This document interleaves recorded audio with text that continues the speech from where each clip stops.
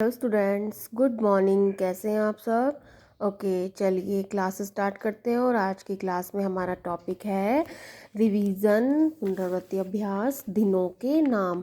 अब तो आपको दिनों के नाम याद हो गए हैं। दिनों के मतलब सप्ताह के दिनों के नाम। सप्ताह यानी 7 दिन। सप्ताह के नाम से ही पता चल रहा है, यानी कि 7 दिन। और कौन से होते हैं हमारे 7 दिन? देखिए, सोमवार, मंगलवार, बुधवार, गुरुवार, शुक्रवार, शनिवार, रविवार। देखिए, ये सोमवार से स्टार्ट होते हैं, तो सबसे पहला दिन कौन सा हुआ सप्ताह का? सोमवार। और किस पर फिनिश होते हैं? रविवार पर। तो सबसे आखिरी दिन कौन सा हुआ सप्ताह का? रविवार। और देखिए, इनकी एक बात यह है इम्पॉर्टेंट कि जैसे इनको लिखा जाता है वैसे ही इनको लर्न किया जाता है। ये नहीं कि कभी हमने सोमवार बोल दिया तो उसके बाद हमने शुक्रवार बोल दिया, या बुधवार बोल दिया तो शनिवार बोल दिया। ऐसा नहीं है, इनको सीक्वेंस में ही लिखा जाता है और ऐसे ही इनको लर्न किया जाता है। क्योंकि क्वेश्चन मैं आपसे कभी भी पूछ सकती हूँ, एग्ज़ाम में मैं इस तरह का क्वेश्चन भी पूछ सकती हूँ कि मंगलवार के बाद क्या आता है? बुधवार। और मैं ये भी पूछ सकती हूँ कि शनिवार से पहले कौन सा वार आता है? तो आप बताओगे शुक्रवार। इस तरह के क्वेश्चन भी आपको मैं दे सकती हूँ एग्ज़ाम में। बस आपको इनके नंबर याद रखने हैं कि सेकंड नंबर पर कौन सा आता है। सप्ताह का दूसरा दिन यानी दूसरे नंबर पे क्या है? मंगलवार। सप्ताह का 5वां दिन तो आप याद रखोगे शुक्रवार।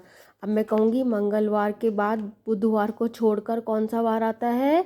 तो बीच में बुधवार को आप छोड़ दोगे तो उसके बाद कौन सा वार आता है? गुरुवार। तो इस तरह से आपको सभी क्वेश्चन सॉल्व करने आने चाहिए, सभी तरह के प्रश्न के उत्तर आपको आने चाहिए। और ये कितने हैं? 7। तो मैं आपसे इस तरह का क्वेश्चन भी पूछ सकती हूँ कि एक सप्ताह में कितने दिन होते हैं? तो आप आंसर लिखोगे 7।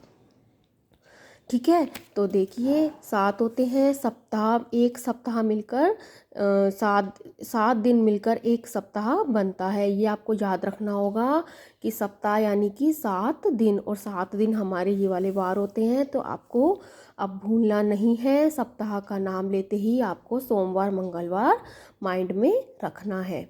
ऐसे ही देखिए महीनों के नाम, मंथ्स नेम।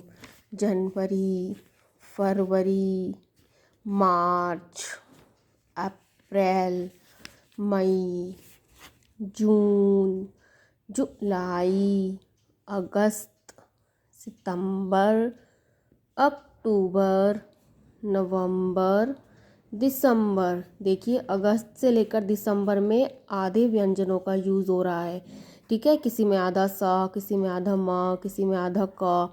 तो आपको ये याद रखना है कि आधे व्यंजन ही यूज़ में लेने हैं। ठीक है, इनको आप जितना लिखोगे उतना आपके प्रैक्टिस में आएंगे। ठीक है, ऐसे ही सेम यही चीज़, ये कितने हैं? 12।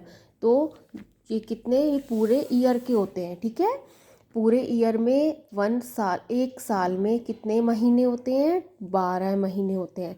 मैं आपसे इस तरह का क्वेश्चन भी पूछ सकती हूँ एग्जाम में कि एक साल में कितने महीने होते हैं?